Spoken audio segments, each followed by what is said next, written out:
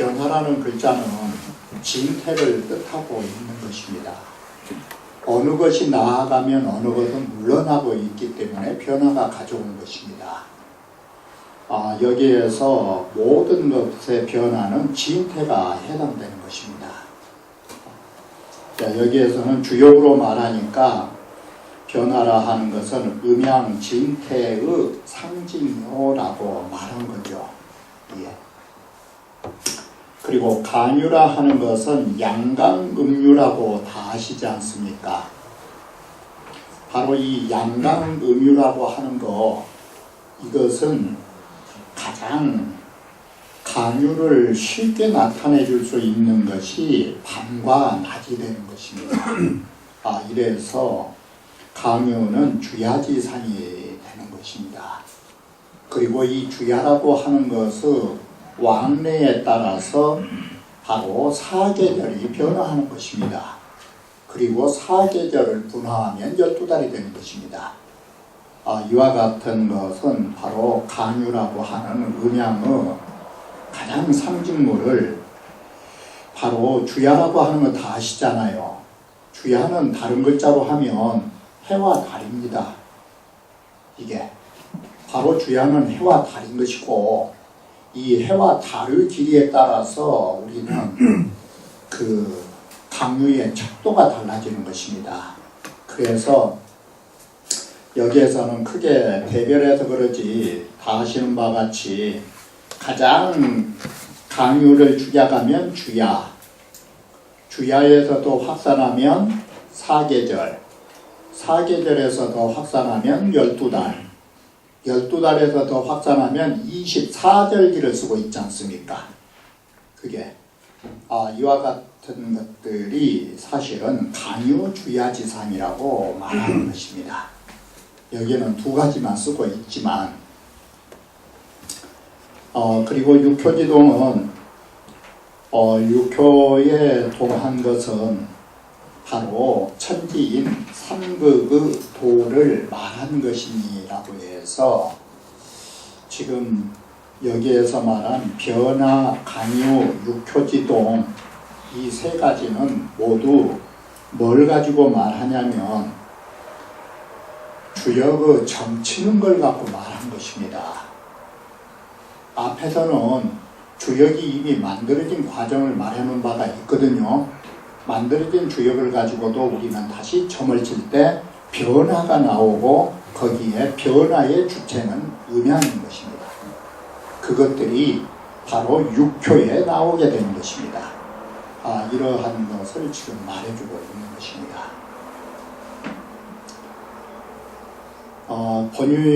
번위주를 좀 한번 봐보십시오. 변화라고 할 때 이렇게 글을 써놨죠. 유변이 추어강자는 유가 변해서 강으로 나아가는 것은 이 말이 음이 변해서 양으로 나아가는 과정은 이 말이 되죠. 그것은 퇴극이 지냐오 유가 변했다라는 것은 물러가기를 다한 것입니다. 다시 말하면 추위가 다하면 다시 양으로 나아가는 것입니다. 그것이 여기서 말한 유가 변해서 양으로 나아가는 과정이 되는 것입니다. 지금 말씀드린 것은 사계절로 말씀드린 것이고, 밤낮으로 하면 뭐가 됩니까? 밤이 닿으면 바로 아침 되는 거죠. 이게 유가 변해서 양강으로 나아가는 과정이 되는 것입니다. 그렇듯 반대로 보시면 양강이 변해서 유로 나아가게 되면 이건 곧 뭐냐? 양이 변했다라는 것은 4월달에 사효가 모두 양이 되면 그 다음부터는 바로 음이 나오는 천풍 국계로 가지 않습니까? 그리고 쉽게 말하면 봄, 여름 다 하면 그 다음부터는 가을 맞이를 하죠. 그것이 진극이 퇴라고 하는 것입니다. 나아가기를 다 하면 이제는 물러서는 준비를 하는 것입니다. 이것은 사계절로 말하니까 그러지, 이 진태의 개념이라고 하는 것이 사생으로도 볼 수 있고 젊음과 늙음으로도 볼 수 있고 그러는 것입니다. 이게. 그래서 쉽게 말하면 우리가 이승 저승 그러지 않아요. 이승 저승 말할 때 저승을 뭐 글자 씁니까? 한문으로 음계라고 합니다. 그늘음자로 경계계자 씁니다.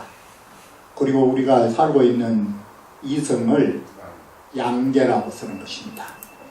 바로 여러분들께서 양계에 닿으시면 음계로 나가시는 것입니다. 이것이 여기서 말한 강하이 추어유가 되고 진극이 퇴가 되는 것입니다. 지금 말씀드린 것은 사생으로 말씀드려서 그런 것입니다. 이게 이 진퇴, 소위 진퇴라고 하는 거, 그리고 이 강유의 변화, 이것은 제가 언제나 말씀드렸듯이 크게 보면 크게 되고 적게 보면 계속 잘라진다고 그랬죠.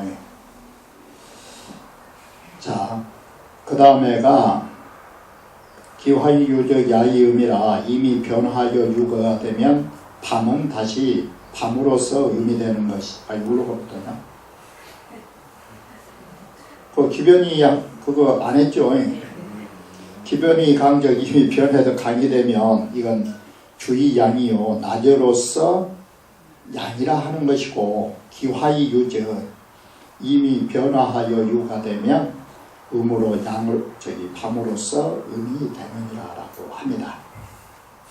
육효는 초2는 초효와 2효는 땅이 되고 3, 4효는 바로 인극이 사람의 지극한 도리가 되고 5상은 하늘의 지극한 도리가 된다라고 하는 것은 지금 보시고 계시는 교재 24쪽을 한번 좀 봐주십시오. 이왕 하시면서 그걸 좀 잡아가려고 이 도표를 만들어 놓은 것이거든요. 지금 보시는 바와 같이 24쪽에 보시면 천지인이라고 하는 것이 삼재기도입니다. 이게 천지인은 간단합니다. 위로는 두효를 하늘천자 썼던 것이고, 아래로는 땅이 두 개이기 때문에 사람이라는 것은 하늘과 땅 사이에 존재하므로 가운데 있는 게 인극이죠. 이게. 그런데 이것을 조금 이왕 펼쳤으니까 좀 보셔야 하는 것이, 우리는 하괴와 상괴로 나눠지는 거 다 아시잖아요. 이게 64개 만들 때 상괴, 하괴가 있죠. 그러면 하괴는 바로 내괴라고 말하는 것이고, 그것은 정이라고 말하는 것입니다. 근데 정이란 뜻은 뭔 뜻이냐면 그게 목괴가 되는 것입니다. 그리고 위에 있는 것은 바로 회라고 말합니다. 이게 정회 개념이거든요. 회자 뜻인데 이 회자는 사실은 변할 변자 뜻이 있는 것입니다. 이게 그래도 정변이란 문자는 안 씁니다. 주역에서 정회로 쓰지. 이게 고정된 문자거든요. 그래서 내께가 정께면 윗께는 회께라고 하는 것입니다. 그리고 괴에 있어서도 변께란 말 안 씁니다. 언제나 우리가 괴가 다 변해서 다른 괴가 되면 그것을 이 직괴라는 말은 써도, 거기로 가는 꾀라는 말을 써도 우리가 사용할 때는 변꾀 그러죠. 그런데 전문적인 용어로는 변꾀라는 문제 없습니다. 직괴라고 하는 것입니다. 여기에. 그래서 여기에서도 정의 개념이라고 할 때 정은 사실은 바로 정자 뜻이거든요. 그리고 해는 이 위에서 변화한다라는 정변 개념이거든요. 그래도 변치 않습니다. 예. 그 전문적인 용어로 정해라고 했지 정변이라는 그런 말이 주역에는 없습니다. 그래서 회계라고 합니다. 이것이 이 변자를 쓰지 않은 이유인 것입니다. 그래서 이 용어는 목계와 작계라고 우리가 현대적으로 표현한다면 이건 정해 개념으로 나온다, 이렇게 보셔야 되는 것입니다. 이 변계란 말은 점친대서도 안 쓰는 것입니다.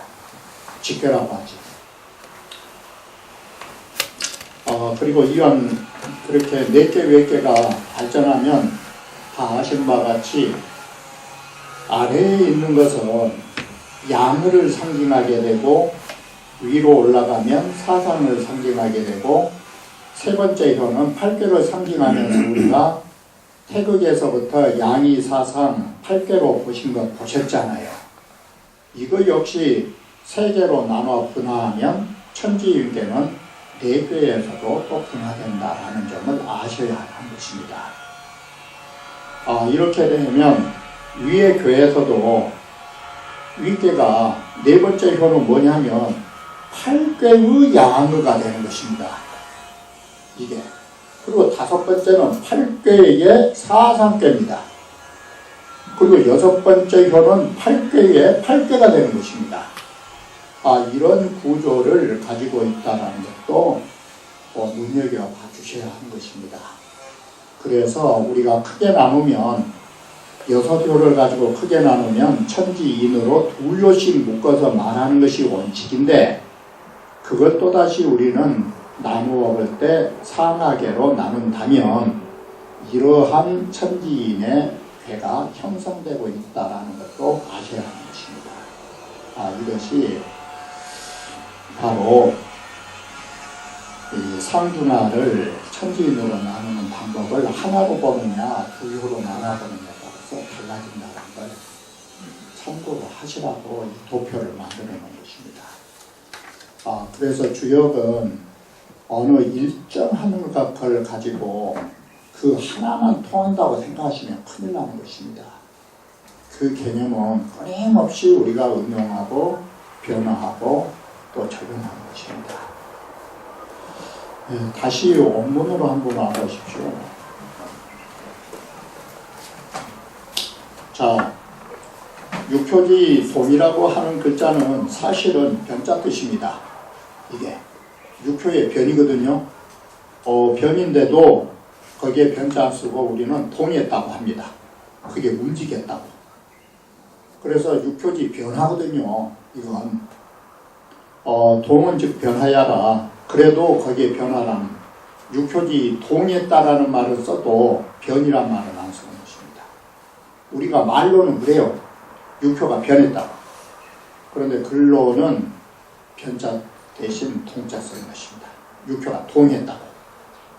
그래서 우리가 일반적으로 말할 때, 주역을 말할 때 쓰는 용어하고 이 학술적인 용어하고 약간의 그 혼선이 있게 쓰고 있다는 걸 좀 아셔야 되는 것입니다. 그 누구나 주역 배운 사람들은 육표가 변했다 그러지 육표가 동했단 말이 원칙인데 그 말을 잘 안 쓰는 사람이 많아요. 이게. 그러나 주역에서는 그렇게 안 해요. 육표가 동했다고 하지. 동한 것이 변화예요. 그리고 여기에서 극이라고 하는 것이 우리 태극기 할 때 극자 뜻을 주자께서는 지극할 지자 뜻으로 쓰셨어요. 이게 법극자도 되고 그러는 것인데 여기서는 지극할 지자로 해석하셨어요. 그러셔가지고 삼극을 표현할 때 주자가 지자를 어떻게 쓰셨느냐. 여기에 삼극의 삼자는 천지인이란 거 나오셨잖아요. 그리고 지자 뒤에다가 뭔 글자를 썼느냐. 리자를 붙여주셨어요. 지극한 이치라고. 자, 여기서 아셔야 하는 것은 천지인은 이게 현상의 사물의 존재입니까? 이치입니까? 이것은 현상의 존재입니다. 존재 속의 이치가 질인 것입니다. 그게 뒤에 두 글자가 이치입니다. 그게 바로 삼극이라고 하는 것은 천지인의 지극한 도리를 담고 있다 이 소린 것입니다. 그게. 자, 그러면 이 말이 뭔 글자로 바뀌느냐.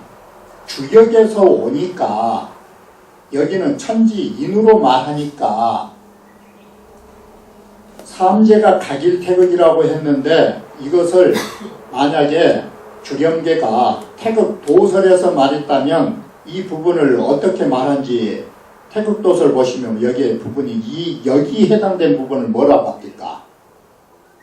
이 부분이 거기서는 만물로 봤잖아요. 이 3제짜리를. 그래서 만물이 갖고 일태극이에요. 태극 도설에서는. 자, 봐보시면 만물이 갖고 일태극이라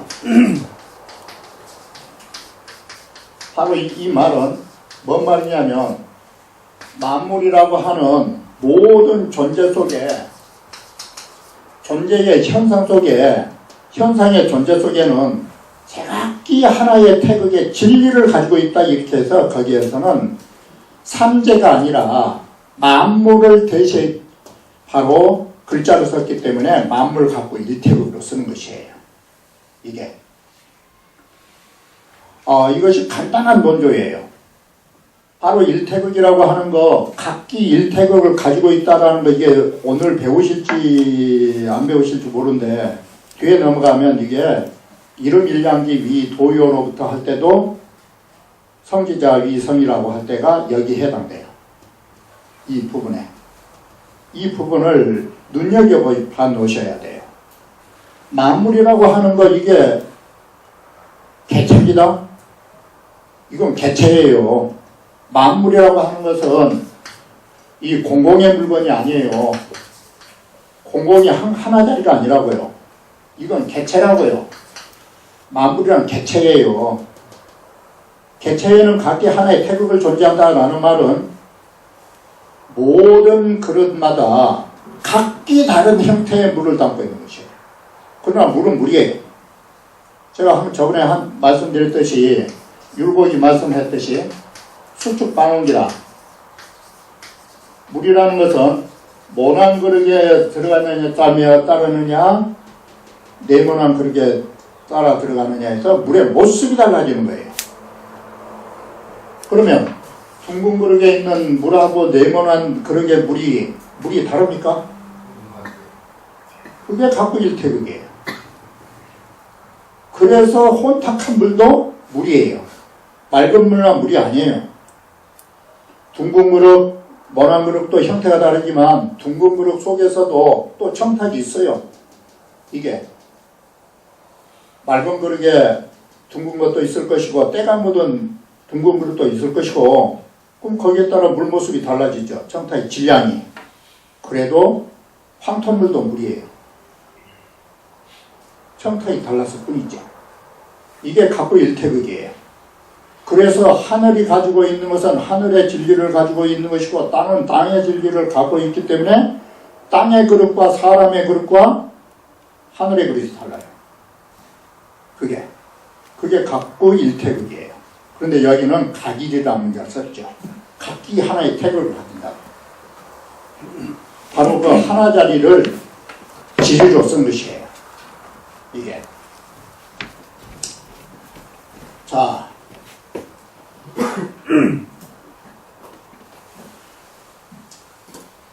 이왕 그 만물이 갖고 일태극이 했으면 자 만물이 갖고 일태극은 개체의 현상 속에서 각기 하나의 진리를 가진 것 그랬죠.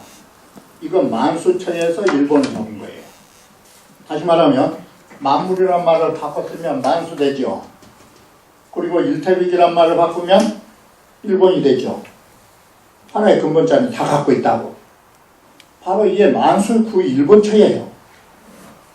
모든 각기 다른 형태는 제각기 하나의 근본자를 가지고 있다 이 말이 만물이 갖고 있는 태극이에요. 이게 상투적으로 높은 문자예요.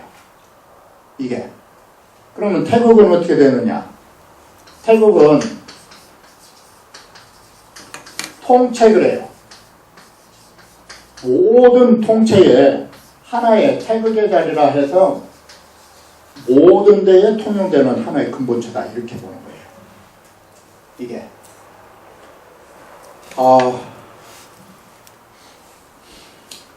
바로 이것이 항상 놓고 쓰는 그 문자라는 것을 아셔야 되는 것입니다.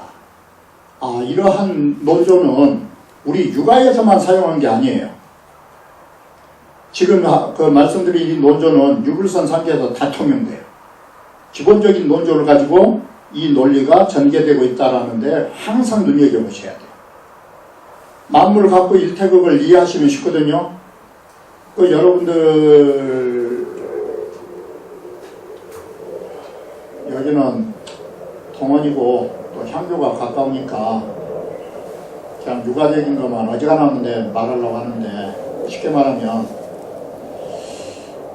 담장 밑에 국화가 피어나고 울타리가에 푸른 대나무가 있다면 그게 뭐라고 우리는 말하는가? 그것이 바로 법정 스님 같은 경우에는 그런 것을 뭐라고 하는 건 무정살법이라고 했죠. 무정물도 다 부처님의 진리를 말하고 있다고. 그 말은 어디에서 갖다가 구현해서 쓴 것이냐면 개성이 변시 장광설연이 소동파시예요. 이걸 아시면은 이런 문제가 쉽게 이해가 되세요. 이 소동파시에 이 개성이라고 하는 거, 이 시냇물소리라고 하는 거, 변시 장광설연이에요. 바로 시냇물소리 그 자체가, 이 장광설이라는 것은 부처님을 말씀을 장광설이 하지 않습니까? 시냇물 소리 그 자체가 곧 부처님의 설법처다. 이 소리가 무슨 소리입니까? 이게 자연의 현상이 만물 이 자체가 진리짜리다라는 말을 이렇게 쓴 것이에요. 바로 이 시냇물 소리가 물소리가 아니라 진리의 소리가 풍겨나고 있는 것이다. 이게 부정설법이에요. 시냇물 아무런 감정도 없는 것이지만 거기에 부처님 말씀하시고 계신다 이 소리가, 소동파는 진즉 이 말을 개성은 변시 장광설이오니 시냇물 소리 자체가 곧 부처님의 말씀이라면, 그러면 시냇물은 부처님 말씀이라면 저 산책가루는 어떻습니까? 용화. 예. 그래서 상색은 깊이 청정신가, 그렇다면 산의 빛깔은 어찌 부처님의 이 청정법칙은 아닌 게 어디 있냐고, 이 말이 이 소리예요. 이것이 불교에 넘어가면 저게 색불이공이에요. 바로 현상의 시냇물 소리와 푸른 산 빛깔이 색계인데 거기에는 바로 진리의 공짜리하고 둘이 아니다 이 소리예요. 그 말이 달리하면 만물은 갖고 일태극이에요. 바로 이러한 논조의 기본적인 것을 깔고 보시면 조금 다른데 노자나 불교 불교는 또 싫어요. 육아의 논리구조와 같아요. 이런 근본적인 논조를 알았어요. 그래서 좀 시간을 너무나 진도가 늦어서 요즘 조금 다른 소리 안 나옵니다. 그래도 진도를 좀 해야 되니까요. 자, 차는 명 강유상추 이생변화하여, 여기에서는 강유가 상추라는 것은 음양상추죠.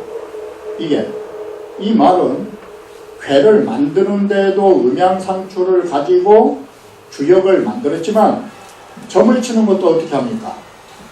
음양상추로 변화를 만들어내서 점을 치는 거예요. 그러니까 바꿔 말하면 이렇게 생각하시고 글을 보시면 좋아요. 주역 만드는 과정도 천지를 준해서 주역이 만들어졌다면 주역을 사용한 것 역시도 천지의 조화에 준해서 사용된다라는 논리구조예요. 만드는 것과 사용하는 것 모두 천지의 변화에 준한 것이지 떠날 수 없다. 이 개념을 가지고 불러가고 있는 것이에요. 이게 주역의 전반적인 의식이에요. 그걸 떠나버리면 주역은 벌써 파괴되고 있는 것이에요. 그래서 만드는 것도 천지의 자연이요, 우리가 사용하는 주역에 응용하는 방법도 천지의 변화와 자연에 준한다. 이렇게 생각하셔야 돼요. 이게 주역의 가장 기본적인 골격이에요. 자, 그래서 여기는 강유, 상추, 이생, 변화를 미뤄서 그래서 강유가 서로 미뤄가면서 변화 발생하는 그것으로 이 변화지극에 그 변화가 다함에 부이 강유가 다시 강유는 유행의 일배 유표지가 아니니 한 쾌의 육회의 육표 사이에서 다시 음양의 변화가 일어나고 있다라는 것이에요. 이게 점칠대. 그러니 점자는 득인 소치하여 점치는 자는 만나는 바로 인하다라는 여기에 만날 치자는 주역계 뽑은 대로 인해서 이 소리죠. 주역계를 점을 쳐서 주역계를 만나는 점으로 인해서 이단 기름야라 기륭을 우리가 애단하는 것이 바로 주역이라고 말하는 것입니다. 그렇기 때문에 지금 보고 계신 부분은 용역입니다. 주역을 사용하는 방법을 말하고 있는 것입니다. 자, 그렇다면 주역을 사용하려면 우리는 전제 조건이 뭡니까? 안 배우고 됩니까? 그래서 주역을 사용하시려면 주역을 배워야 하는 겁니다. 그래서 다음 글은 주역 배워가는 방법인 것입니다. 주역은 안 배워도 아실 분이라면 배울 것이 없지만 그러지 못한 사람 미리미리 배워야 되는 것입니다. 이게. 그래서 다음 구절이 시고로 군자 소거의 앉아는 역지서야오. 그래서 주역점을 치시려면 느닷없이 주역점이 와서 붙은다고 생각하시면 안 되는 것입니다. 자, 가장 쉽게 항상 그것을 머리에서 떠나시면 안 돼요. 제가 아까 계속 강조한 게 하나가 있었죠. 주역 만든 것은 천지의 자연에 준하는 것이요. 주역을 사용한 것 역시 천지에 준한다. 그렇다면 주역점을 칠 사람은 어때야 됩니까? 느닷없이 엄한 짓 하다가 갑자기 천지 변화가 귀신같이 붙습니까? 안 되는 것입니다. 바로 다음 구절은 간단한 논리입니다. 역시도 주역의 변화 속에서 내 몸과 마음이 잠겨져 살아야 주역점 칠 수 있다라는 자경론을 부여하는 것입니다. 이게. 그리고 그 다음 구절은 구체적인 공부 방법인 것입니다. 이게. 시고로 군자는, 그래서 군자라는 것은 소거의 앉아가 뭡니까? 이게. 군자가 평상시에 거처하시면서 편히 가신 것이 TV 보고 누워 계셔가지고 주역점 잘 치실 것 같습니까? 그것도 쉴 때는 쉬야죠. 그러나 그것은 아닌 것입니다. 그래서 우리가 거처하면서 내 몸이 편안하는 것을 어디에다 맞춰서 편안해야 되느냐?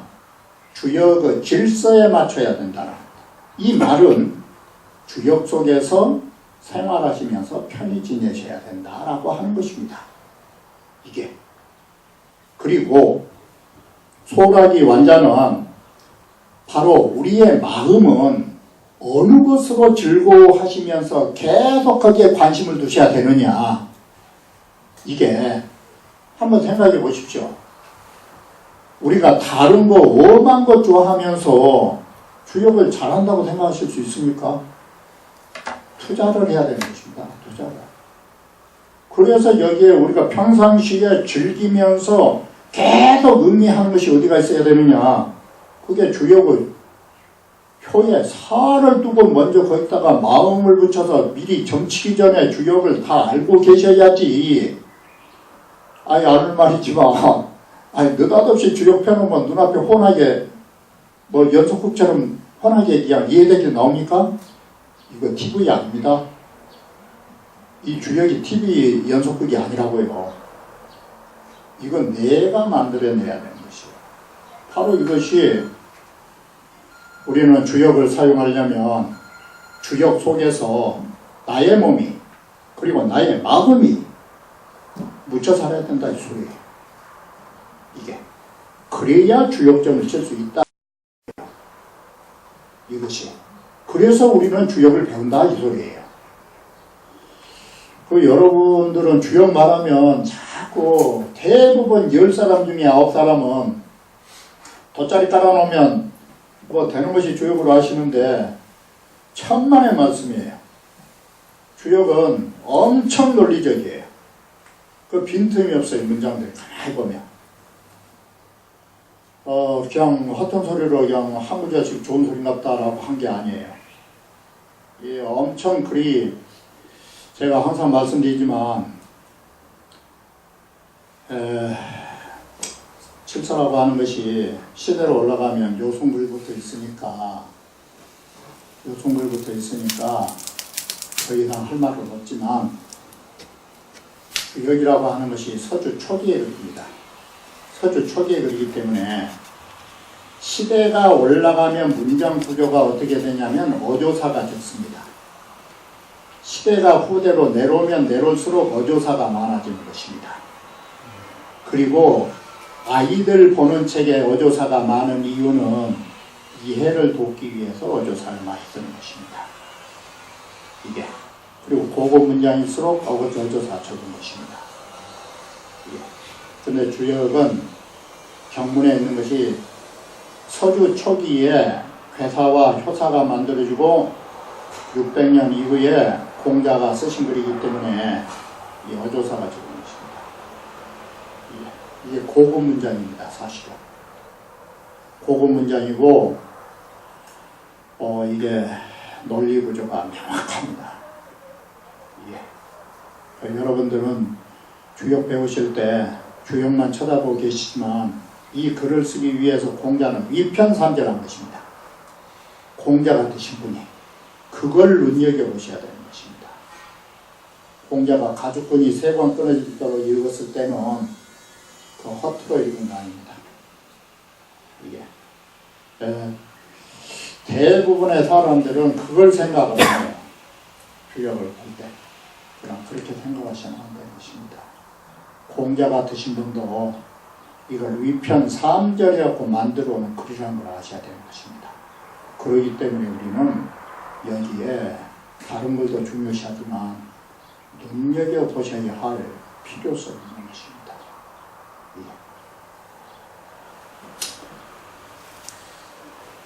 자, 본이 보시면 역지사라고 하는 것은 괴효, 소저, 사리, 당연지 차지요 해서 괴효에 나타나 있는 사리, 당연의 차례가 있는 것입니다. 그래서 주역이라고 하는 것은 모두 64개 전체로 해도 차례가 있고 한 괴를 놓고 봐도 시종의 차례가 있죠. 이게 이러한 차례라고 하는 것은 반드시 뭐가 전제가 되느냐? 시작과 끝이 있는 것입니다. 그게 차례입니다. 이게. 그래서 주역의 이 차례라고 하는 거, 이 시종의 일의 질서를 따라서 사는 것, 이게 몸으로 사는 것입니다. 완자는 뭐냐?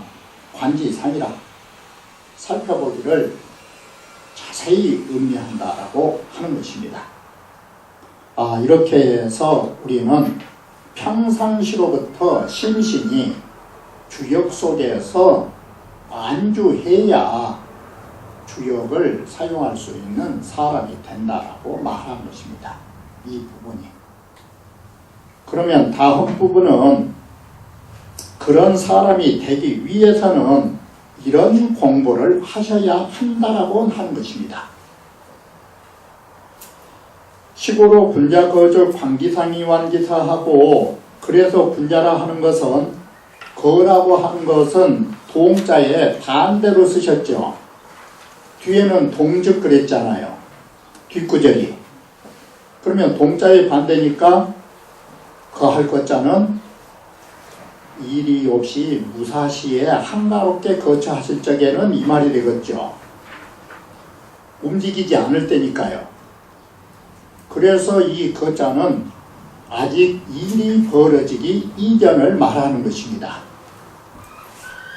그래서 우리는 주역점 치기 이전에 이 말이죠.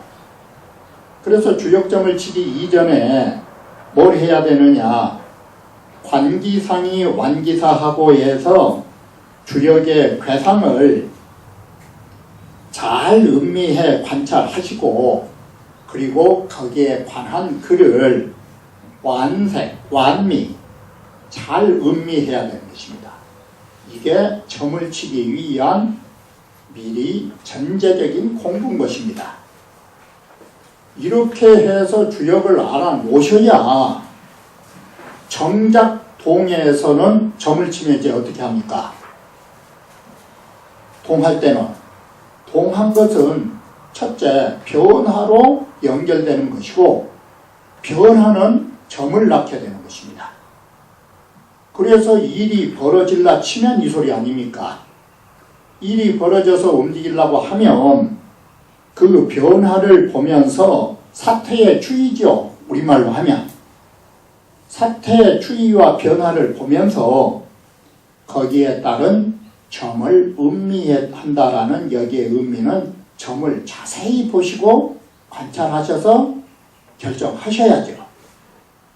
바로 이것이 주역을 사용하는 법이 되는 것입니다.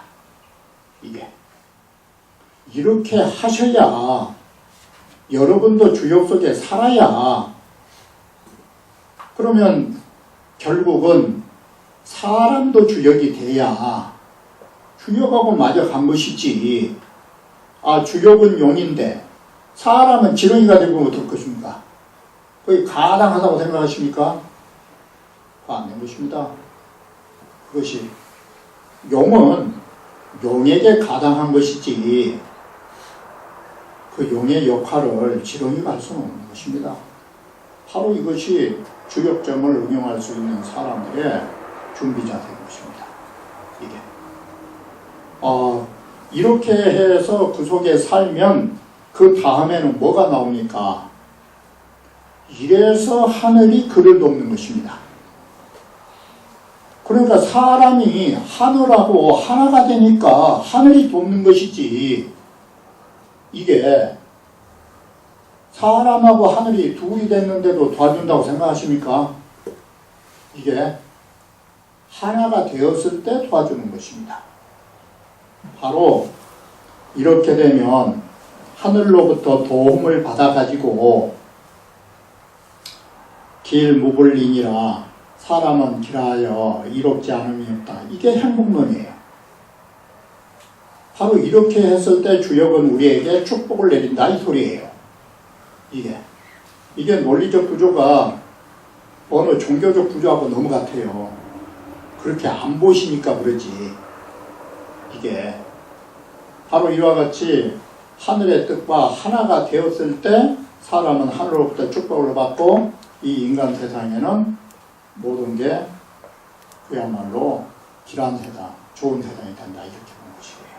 좋은 인생이 되고 이것이 바로 우리가 주역을 배우는 것이고 주역을 배우는 것은 결국 우리는 피흉추기라고 하는 거 흉한 것을 피하고 좋은 데로 나아가는 거 이거 우리는 현실 속에서 안락한 삶을 누리는 데 목적인 것이에요.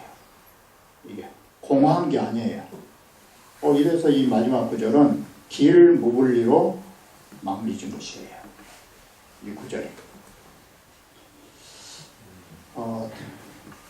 본의의 상사편은 이 현상이라 이미 위에 다 나타나서 해석한 부분입니다. 단은 변자는 우리가 단 변화인데 단 변자 하나만 말할 때는 화재기중요라고 해서 화자는 그 가운데 들어가서 포괄되고 있다라고 말합니다. 점이라 하는 것은 위 소치 기륭기 결야라 점괘를 만나서 기륭을 결단해 줄 수 있는 바를 말한다고 합니다.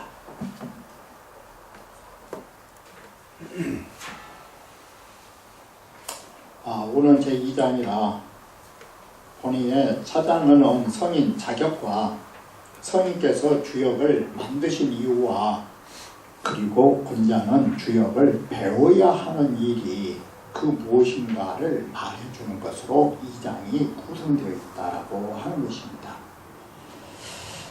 그래서 바로 밑에 줄 두 줄만 한번 봐보십시오. 공영다리 한 말인데, 당나라 공영다리가 한 말인데, 전장에서는 우리 제1장에서는 천지, 성상, 성형, 간이덕을 말해가지고 건곤의 대지를 밝혀두었던 것입니다. 그래서 1장은 총체적인 대지라고 해서 큰 대자, 뜻지자를 썼죠. 근데 이번 장은 성인께서 괴를 만들고 상을 보고 효사와 기룡과 회린이라고 하는 쇠별을 해요. 여기는 자세한 그 구분점들을 여기에서는 논술하고 있다라고 하는 것으로 1, 2장이 구성되어 있는 것입니다. 네, 그거하고 다음 3장으로 넘어가겠습니다. 제 3장은 결국은 주역은 뭘로 나오느냐. 주역은 결국 우리는 글로 나가는 것입니다. 글로. 글의 중요성이 제 3장에서 피력된 것입니다. 그래서 3장의 종지는 차장은 석 괴효사지 통례라. 괴사나 효사에서 어떻게 통례로 쓰고 있는가를 3장에서 밝히게 되는 것입니다. 이것은 제2장 기흉자 득실지상 그 부분을 거듭 말한 것으로 되어 있습니다. 제1절과 제2절은 괴효지오는 괴와 효에서의 내면의 세계는 원자니까요. 쌀원자니까요. 괴효에 쌓여있는 진리들은 그것은 비사면 불발이라. 바로 주역의 경문이 아니면 이걸 밝혀낼 수가 없는 것입니다. 그래서 우리는 이 글을 써놓은 것입니다. 만약에 문장이 없어도 아는 사람이라면 글이 필요 없죠. 이게. 그러나 그 내면 세계를 말로 밝힐 수밖에 없고 그래야 알 수밖에 없는 사람들을 위해서 글이 쓰는 것입니다.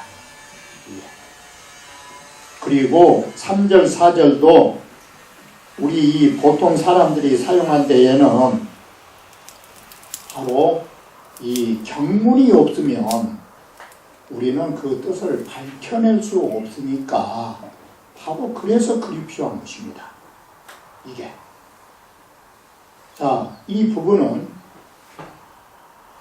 아셔야 하는 것이 뭐냐면 육아에서는 그와 같이 문장을 중시하고 규범을 중시하지만 공자께서도 뭔 말씀을 간혹 하시니까 용무원, 나도 말이 없고자 한다고. 말이 없는 자리를 나도 말아. 그걸 알고 있기 때문에 말 안 했으면 좋겠다. 논어에서는 유일하게 딱 용문 말만 하셔요. 근데 용문 다음으로 제자들이 보신 데에는 뭘 썼느냐. 공자께서 직접적으로 말할 때는 무언이라고 쓰셨어요. 나도 말이 없고자 싶다고. 근데 제자들 입장에서 보실 때는 공자를 무언 대신 뭐로 했습니까? 하는. 공자께서 참 자주 말씀 안 하신 부분이 있다고. 하는 부분. 거기에가 뭐가 붙어 있느냐. 하나는 나쁜 것이어서 말 안 했고 리라고 하는 것은 나쁜 것이니까 이 리라고 하는 것은 말 안 해도 잘하는데 그래서 말할 필요가 없고 여명여인이러시다. 명이라고 하는 거, 인이라고 하는 거, 이 두 글자 말씀 잘해야 된다. 그러면 여기에서 아셔야 하는 것이 이 명자는 뭔 뜻이냐? 그리고 인자는 뭔 뜻이냐? 여러분들은 이 명자가 나오면 대체적인 게 운명이라고 하는 걸 잘 아시잖아요. 운명이라고 하는 걸 잘 아시고 뒤에다가 명수란 말도 잘 아시잖아요. 이것은 명자의 어떤 개념이냐? 운명이거나 사람의 운수소관도 명수소관이라고 쓰거든요. 우리가 한문을 쓸 때는 운수소관이라고도 하고 기수소관이라고도 해요. 이 명자는 두 가지 뜻이 있어요. 지혜 측면에서 말하는 게 있어요. 그래서 사람이 살고 죽는 거 요절하느냐 장수를 누리냐도 명줄이라고 하잖아요. 그건 기에서 말하는 거예요. 기의 측면이에요. 천명지 위성이 할 때 이 명자는 기수소관으로 썼습니까? 중용 첫 장에 니자로 쓴 거예요. 바로 이 명자에는 두 가지 개념이 있어요. 바로 개체로 말한 명도 있고 공공의 도리로 말한 명도 있어요. 공공의 도리로 말할 때는 리라고 하는 것이에요. 공자께서 이 부분도 말 안 하셨어요. 이 부분도. 그러면 이는 어땠어요? 이 인도 논어 전체가 인이잖아요. 논어 전체가. 그런데 논어 전체는 뭘로 인을 말했느냐? 인을 행하는 수행 측면에서 말했지 인의 본성자리에서 말하면서 맹자로보다 본격적으로 나오고 있어요. 아니, 논어에서 인의 본질이 뭐다고 말한 적 봤어요? 인의 근본체를 말하는 건 없어요. 바로 이와 같이 공자가 말하지 않은 부분이 있어요. 바로 그것은 진리의 자리죠. 바로 이런 것이 노자로 가면 첫째 장에 도가 도는 비상도요. 바로 이렇게 해서 가도지도 말로 할 수 있는 도, 그게 도가 아니다라고 본 거예요. 이게 이러한 것들이 유불선 삼류에 쩔어 있는 것이에요.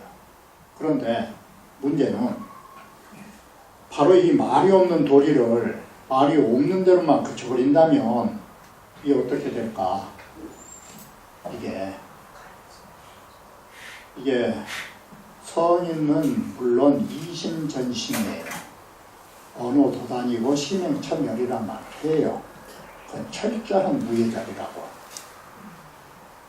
도는 그렇게 전해져요. 그래서 사서에서 도를 전한 책이 뭡니까? 중용이죠. 중용이 전도지서입니다. 대학은 학자지서입니다. 대학은 입학지서입니다. 학문으로 들어가는 첫 단계입니다. 그리고 학문이 성취되면 도를 전하는 것입니다. 그건 중용입니다. 그래서 도자리는 천명지 위성으로부터 시작이고 중용 마지막 끝이 뭐예요? 33장 마지막 구절이. 그래서 상천지제 무성무치가 나온 거예요. 그게 하늘의 진리는 소리조차 냄새조차 없는 거라고. 이와 같이 철저한 무예자리라. 그 천명지성을 형태조차 없다고 말한 부분의 중용의 마지막 구절이 상천지제 무성무치라고 해요. 그와 같이 도라고 하는 자리는 무성무치하죠. 그런데 중용 가운데 또막은 뭡니까? 가운데 또막은. 그럼 중용은 두 구절만 써놓으면 끝날 것 아니에요. 근데 왜 가운데 또막이 많습니까? 바로 그것이 말이 있을 수밖에 없는 것이에요. 그것이야. 그래, 중용에, 여러분들 중용 보신 분도 많이 계시겠지만은, 중용의 논리 구조가 어떻게 됐습니까? 그걸 보시면은 우리의 문장이 왜 중요한가가 나와요. 정의천이 그러죠. 시연 일리하야. 처음 하나의 이치자리가 바로 이게 천명지 위성자리예요. 이게 이게 천명지 위성자리가 한 이치라고요. 그런데 중용 중간에 가면 어떻습니까? 중간이 만사고래요. 중간 가면 만사로 벌어져요. 만사가 벌어진 자리를 말로 하면 뭘로 할 것이에요? 이게. 이래서 도는 하나지만 지인용이 나가고 그 다음에는 비인이 나가고 귀신이 수많은 구경이니 삼달돈이 이러한 것들이 수없이 벌어지면서 문장이 쓰인 것이에요. 이게 말이에요. 이게 현상에는 말이 아니면 안 되는 거예요. 그러니까 다시는 끝부분 가니까 어때요? 말부합이 일리글죠. 상천지에 무성무추를 하니까 앞에 만사를 모두 종합해갖고 한 이치로 다시 또 몰아넣잖아요. 바로 이것이 어떤 구조냐. 하나라고 하는 핵에서 수 없는 걸로 분화되고 이 수 없는 것들은 다시 하나의 자리로 귀결되는 구조로 갖고 있는 거예요. 바로 이와 같이 시작된 부분과 끝부분은 말이 필요 없어요. 그런데 우리는 중간 부분에서는 현상으로 벌어진 세계는 말이 없으면 안 되는 것이에요. 그래서 우리는 말이 필요해요. 그렇기 때문에 하나 자리는 육아보다 불가로 보면 이게 이해가 쉬워요. 하나 자리는 부처님 마음자리고 바로 말이라고 하는 것은 교학 부분이에요. 이것이 우리는 문장이 있을 수밖에 없는 논리 구조예요. 이것은 육아에서만 지금 통하는 구조가 아니에요. 지금 말씀드린 이 부분은 유불선 3교가 통하는 부분이에요. 이런 논리 구조가 그대로 적용이 돼요. 도자 도덕경도 마찬가지예요. 창자도 마찬가지예요. 이래서 우리는 문장이 존재할 수밖에 없어요. 말이 없는 자리에서 말을 붙일 수밖에 없는 필요성이에요. 이게. 그리고 제5절은 그를 끝맺게 되는 것입니다. 자, 이렇게 해서 다음 3장은 이루어지게 되는 것입니다.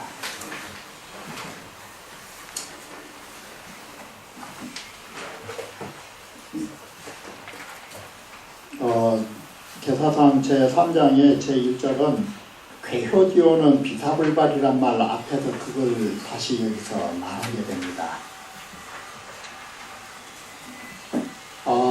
우리는 괴효에 붙은 글을 단이라고 썼죠. 단은 단야라. 이 단자의 뜻은 음차법으로 끊을 단자 뜻입니다. 한 괴의 의미를 단정지어서 말하는 것이 단사예요. 그게. 그래서 단이라는 것은 괴사죠. 주에서 쓰는 것처럼요. 64개의 괴사는 언어, 상자, 야오, 괴상을 말로 표현한 것이에요.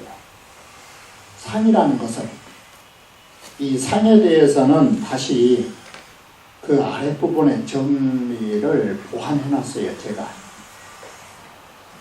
표는 384교죠. 그것은 변화를 말해주는 것이에요. 그 사건 속에 시종의 변화예요.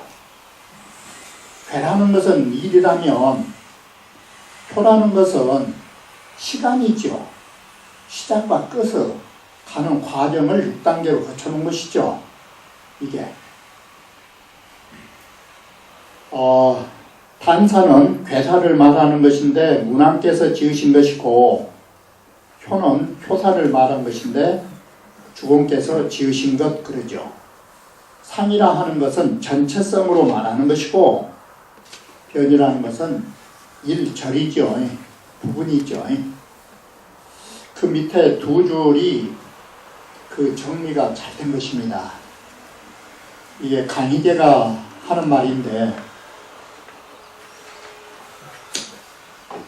여규실리로되 무실사라. 주역이라고 하는 것은 실제의 이치가 있어요. 그런 이치가. 그러지만 실제로 어떤 일이 딱 있다고 규정 지으실 수는 없어요. 이게. 그래서 실리는 있는 것이 있되 실사는 없기 때문에 거기에 비스무리한 것을 갖다 쓰는 거예요. 그래서 우리는 상이라고 한다. 이게.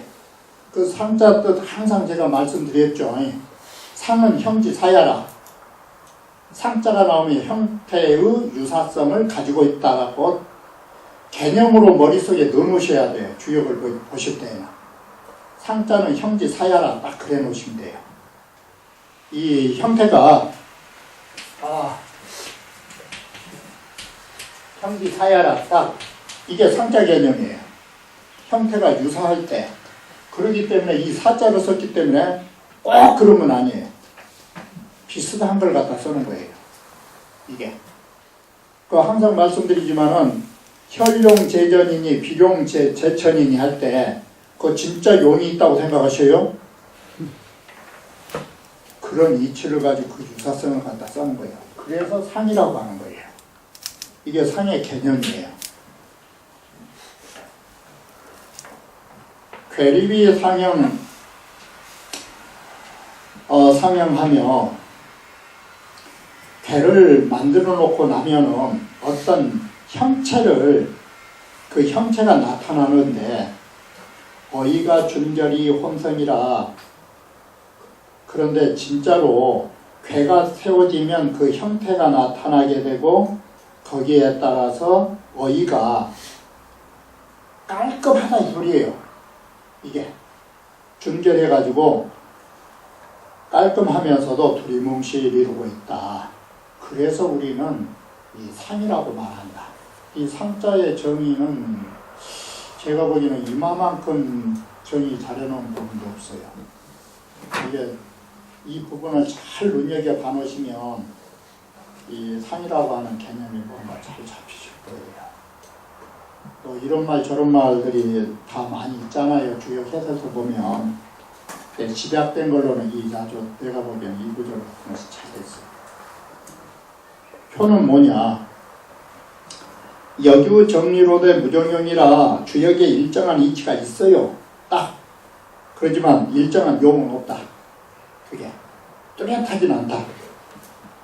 고로 위기 변이니 그래서 변이라고 말한 것이니 표립이 변제에 표가 성립되면 변이 나타나는데 표사는 어떤 구조를 갖느냐? 조리가 정리해요. 조리가. 그래서 육표는 맥락으로 봐요. 시종의 변화로 보죠. 이 조리가 아주 정밀해요. 이게. 다 아시는 걸로 말하면 땅속에 있었던 묻혀있던 용이 잠룡으로부터 땅 위로 기어 나왔다가 하늘 위로 올라갔다가 더 올라갈 데 없는 항룡까지 가는 구조를 가지고 있죠. 그것이 다 조리 정밀처죠. 그래가지고 소탕이라 모든 걸 말끔히 쓸어 없애고 있다. 그래서 이걸 변화라고 말한다라고 한답니다. 자, 여기에서는 첫째, 주역의 문장은 뭘로부터 시작하느냐 이걸 말해주고 있죠. 주역의 문장은 괴사와 효사이다 이 소리 아닙니까? 괴사와 효사는 이런 의미로 쓰여 있다라는 것입니다. 그러면 괴사와 효사 속에는 또 뭐가 있습니까? 이제 그 다음 구절들이 있죠. 정사가 들었죠. 기흉이며 회린이며 무구가 들어있죠. 이게 괴사와 효사 속에는 이제 정사가 들어있는 것입니다. 이게 문장 아니고 뭡니까? 자, 기륭이라는 것은 뭐냐? 언호기 실등야오. 바로 기륭이라는 것은 그 득실을 말해주는 것입니다. 잘되고 못된 것입니다. 자, 잘되고 못된 것이 뭐냐? 가장 쉽게 말하면 양이 양자리를 가서 제자리를 얻었느냐? 때가 옳았는가? 그 잘잘못에 관한 평가가 이게 회린이라는 것은 뭐냐면 번호기 소자야오 그 약간의 하자가 있는 부분을 말하는 것이다. 이게. 그래서 저번에 시간에도 말씀드렸듯이 이것은 득실은 극단적이에요. 이게. 회리는 중간 부분이라고 말했죠. 우리가. 그래서 그 작은 하자 부분을 말하는 것이고 무구라고 하는 것은 전사가 아니에요. 사실은. 무구는 곤면지사예요. 무구는 곤면지사라고요. 그래서 선보가양이 무구의 개념은 선보가라는 세 글자를 눈여겨 항상 보셔야 돼요. 선보가라는 뜻은 뭔 말이냐면 잘 해가지고 그 허물을 보완하는 거라고.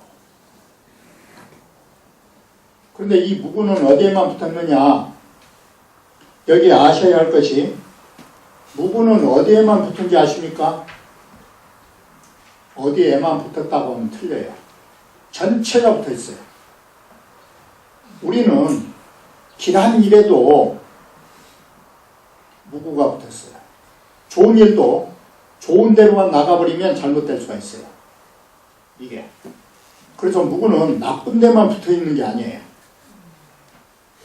무구라고 하는 것은 바로 우리는 좋은 일은 좋은 일대로 우리는 그 잘못된 부분도 보완해 나가야 돼요. 우리가 세상사 살아봐서 아시겠지만 세상사 살아보시면 좋은 일에는 좋은 일만 있을까? 이 세상에는 완벽한 좋은 것이 없는 것입니다. 아마 저승에 가서도 좋은 일은 다 완벽하게는 없을 것입니다. 어디 한쪽이 좀 빠졌지. 그게. 그렇기 때문에 길한데도 무구가 필요한 것입니다. 일반적으로 생각하시면 좋은 일에 못 넘고 또 더 잘할 거 있냐고. 천만의 말씀이에요. 주역은 저번에도 말씀드렸듯이 생어, 우한, 사어, 안락을 취하고 있어요. 사람은 항상 걱정하고 조심하는 속에서 좋은 일이 벌어지고 안락한 속에서 불길한 면으로 흘러가게 된다는 것을 항상 경계하고 있는 것이 주역의 원리예요. 사람들은 좋은 일을 당하면 좋다라고 생각하시는데 그건 그렇지 않아요. 이것은 역사가 증명해요. 역사로 예로 한번 봐보셔봐요. 환무제 어떤 사람입니까? 당나라 태조. 다 문무경전하고 그야말로 우리나라 환사군까지 설치한 사람 아닙니까? 그런데 환나라는 언제부터 망하기 시작합니까? 환무제 말년부터 망합니다. 이게 극적필변의 음식인 것입니다. 모든 건 다 하면 망하는 것입니다. 당나라 당태종으로부터 망해간 거예요. 그렇기 때문에 우리는 길한 데에서 조심하는 거예요. 이게 좋으니까 죽을 때까지 좋은 일이 있는지 아십니까? 없는 것입니다. 변하는 것입니다. 그렇기 때문에 길한 데도 무구가 달려있다는 사실을 아셔야 돼요. 이게 주역을 우리 살아온 데에서 보시면 돼요. 살아온 데에서. 어떤 면에서는 우리는 길한 데에서 더 조심히 하셔야 돼요. 길한 데에서. 그게. 이런 말씀 드리기는, 갑시다. 괜히 쓸데없는 시간들이 본에 보시면 차는 석괴효사지 통례라. 괴사와 효세의 통례는 뭡니까? 이것으로 글이 다 쓰여 있는 거예요. 기lum과 득회림과 무구로만 쓰여 있는 것이에요. 정사는. 이렇게 해서 괴사와 효사 속에는 이러한 것들이 존재한다라고 합니다. 그렇기 때문에 시고로 주역에는 이러하기 때문에 글을 가지고 모든 이치를 밝혔기 때문에 우리가 사용하는데도 마찬가지인 것입니다. 15로 열 귀천자는 존호이하고 이 때문에 귀천이 나열되어 있다는 것은 주역의 귀천이 나열되신 것은 아시다시피 상하로 나뉘어지면서 바로 임금과 신하자리가 있는 거 다 아시잖아요. 이게. 그리고 자주자주 말씀드리지만 용으로 말하려 치면 잠겨있는 용으로부터 하늘 높이 하늘 위로 올라간 용까지가 있는 걸 보면 귀천이 보이시지 않습니까? 그런 귀천의 구분은 육효의 자리에 의해서 결정되어지는 것입니다. 이게. 그리고 제 소대자는 소대는 음양이죠.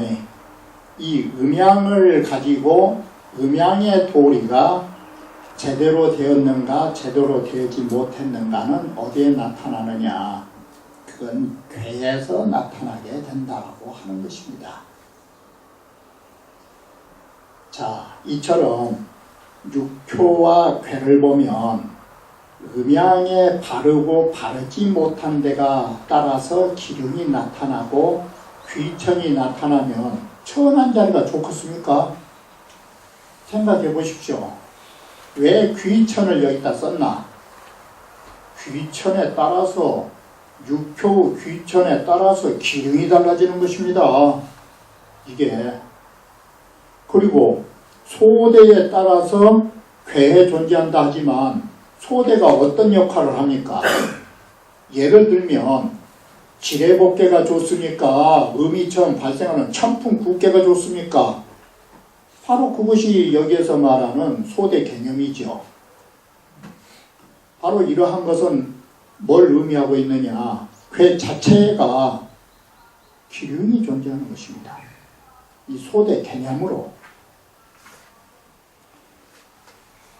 변 기륭자는 기륭을 논변할 수 있는 거, 밝힐 수 있는 거, 그거 그래가 나타나 있다는 것입니다. 위는 육효지요, 재는 정할 정자의 뜻이고, 소는 음이라 하고 대는 양이라 하는데, 여기에 따라서 우리가 귀천이 있죠. 이게. 이렇게 해서 바로 이러한 것들이 다 글로 나타나게 된다고 합니다. 우회린자는 존하게 하고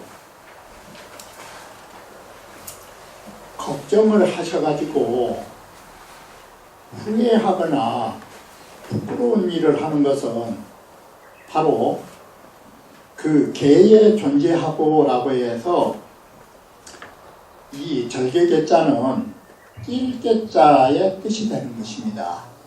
끼어있다는 사이가 되겠죠. 이게. 그래서 낄개자가 실마리 단자 뜻은 없습니다. 바로 기륭의 사이라는 말을 여기에 변별지 단자를 쓰게 된 것입니다. 이것과 저것의 구분점이 되는 것입니다. 그래서 우리가 회와 린이라고 하는 거, 그것이 길과 흉으로 가는 길목의 단서가 된다라고 여기에 개자를 썼답니다. 그리고 진무구자는, 자, 무구라고 할 때에 우리 항상 선보가를 생각하시라고 그랬죠. 선보가라. 잘 해가지고 허물을 보완한다고 그러죠. 잘 하려면 뭐가 필요하겠습니까? 진짜로 나간 겁니다. 진짜로. 사람은 한번 뭔가 다시 경각심을 가지고 일깨워야 이 허물이 보완된 것이지, 누워가지고 빈둥빈둥 하면은 그게 선보갑니까? 안 된 것입니다. 그래 여기에 진짜가 쓰인 것입니다. 이게. 한번 연희 때처럼 하면은 허물이 없어지겠습니까? 연희 때처럼 하면. 그래 여기가 진짜가 들어간 것입니다. 한번 우리는 진동을 해야 되는 것입니다. 한번 크게 움직여야 되는 것입니다. 그래서 지나야 무관자난 이 소리예요. 그럴 때 후회에 존재한다 하는데 후회할 때 어떻습니까? 하는 동 마는 동 합니까? 후회라는 것은 일대 개혁을 요하는 것입니다. 그게 진입니다. 일대 개혁이 진짜 아닙니까? 바로 그래서 진하여 무고한 것은 회에 존재한다 이렇게 하는 것입니다. 회자가 진짜로 연결되어야 되는 것입니다. 보내보시면 개는 변별질환이니 개자는 변별하는 실마리가 되는 단서가 된다라고 하는 것으로 바로 개자가 실마리 개자는 없어요. 이게 끼일게 그래요. 끼일게. 그래서 우리 쉽게 말하면 끼었다가 어디에다 우리 많이 이 개자 씁니까? 중개 안 됩니까? 중개. 중개사. 살 사람하고 팔 사람 사이에 끼어가지고 오락가락 한다 소리 아닙니까? 그게 개자 뜻 아닙니까? 그러니까 길과 흉의 사이에 끼어가지고 어디로 갈 것인가를 결정하는 것이 되죠. 그래서 여기에 변별지 단이라고 말한 것입니다. 이게. 그래서 회린이라는 것은 기륭이 아니었잖아요. 회린은 중간 단계잖아요. 그래서 여기에 선악은 이미 동했지만 선악이 나타나지 않은 때가 되니까 선악이 이미 동해갖고 선악이 나타나 버리면 뭔 글자로 바뀌겠습니까? 그건 당연히 득실이겠죠. 이게 글쎄 안 좋거나 좋은 걸로 싹은 폈지만 이것은 완벽하게 이루어지지는 않은 것이에요. 이게 바로 이와 같이 선악의 기미는 동했지만 바깥으로 뚜렷한 형태를 완성하지 않은 시점이기 때문에 이것은 바로 그 가운데에 끼어있다고 보시면 되시는 거예요. 그래서 어차부지적 그래요. 그 일이 아직 완성되지는 않았잖아요. 선이든 악이든. 그래서 이 부분은 뭐가 가능합니까? 개견이 가능하죠. 고칠 수 있죠. 그래서 이 부분에서 걱정을 하는 것입니다. 이게 회복의 가능성이 있기 때문에 걱정을 한다라고 말한 것입니다. 그러면 부지어 회린으라 회린에 이르지 않을 거라고 말한 것입니다. 진은 동야라에서 두 글자 합해놓으면 진동이죠. 이게. 그래서 지혜즉 그러죠. 후회할 줄을 알면 유의동기 보호가기심이 있다 그러잖아요. 허물을 다시 보완하려는 마음이 진동한다 이 소리죠. 한번 다시 경각을 하죠. 그럼으로써 가히무구의 경지에 갈 수 있다. 바로 이런 것들이 전부 다 누구 덕분이냐? 주역에 쓰여있는 전사 덕분이다 이 소리예요. 이게 이렇게 딱 분명히 가르쳐 놓으니까 주역점을 쳐가지고 사람들이 미연에 안 좋을 일을 방비할 수 있다 이 개념 아닙니까? 지금 글 쓴 의도가 이렇게 말해주지 않았다면 사람은 잘못으로 빠져버렸을 것이다 이 소리를 보고 있는 것이에요.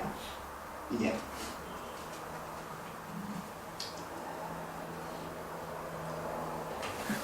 시보로 괴유 대소하야. 그래서 괴에는 대소가 있어서 문장에는 허미가 있나니 이 말은 여러분이 글을 보실 때 좋은데 저 좋은 점괘에는 글이 짧네요. 글이 긴 거, 말이 많은 거 그 별로 안 좋은 꾀가 나오네. 아이 글 좋으면 더 이상 할 말이 없잖아요. 이거 쉽게 이야기합시다. 여러분들께서 사람 마주해놓고 말이 많은 것은 일이 잘 풀려서 말이 많습니까? 말이 많은 것은 안 풀리니까 말이 많은 것입니다. 간단한 논리 구조입니다. 그래서 글 기룡 글 모르시면 아 글자 수가 많은 뭐가 재수가 좀 없는 기계가 보이구만. 그러려고 명쾌합니다. 나 글 많은 글 써놓은 것 치고 나 좋은 것 많이 나오는데 본 적이 없네. 사람은 좋으면 할 말이 없으니까 글이 짧습니다. 주역이 실제로 그럽니다. 주역이. 이게 바로 괴유대소하야. 괴에는 음괴 양괴가 있어가지고 음양의 괴에 의해서 문장도 허미가 많아진다라는 것입니다. 우리는 음은 험하고 양은 이죠. 이것은 간단한 개념입니다. 낮하고 밤이 있으면 아니 뭐가 훤히 보입니까? 아니 부엉이 눈입니까? 우리 눈이? 우리 눈은 사람 눈이라 밤눈이 더 잘 안 보이네요. 음양 개념이 그렇게 차는 것이네요. 이게 간단하네요. 이처럼 사야자나 이 문장이라고 이 글 써놓은 것이 뭐냐?